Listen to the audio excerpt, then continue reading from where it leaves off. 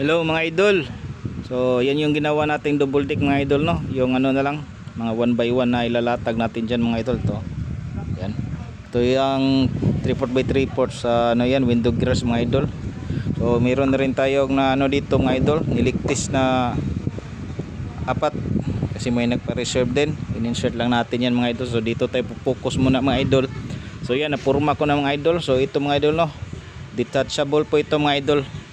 Lalagay pa ako ng bolt dito mga idol, oh. Yan. May flat bar. Butasan natin yan. Hanggang dito. Tagos dito mga idol.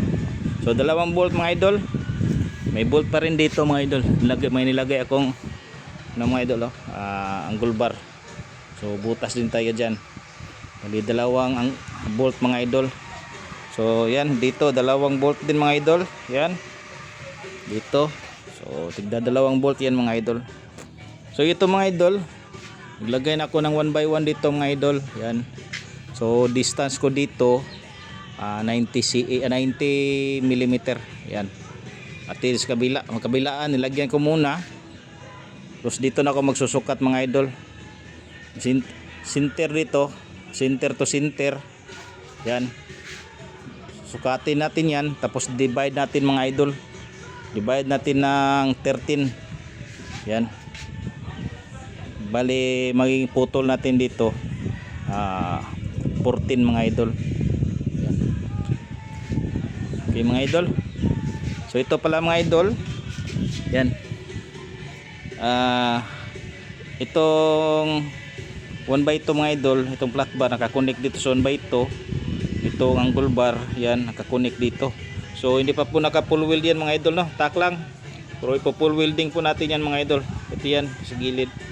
So ito nakatak lang ito, tatanggalin natin to mga idol kasi ibo-bolt natin yan. So itong angle bar na ito mga idol, fix to dito.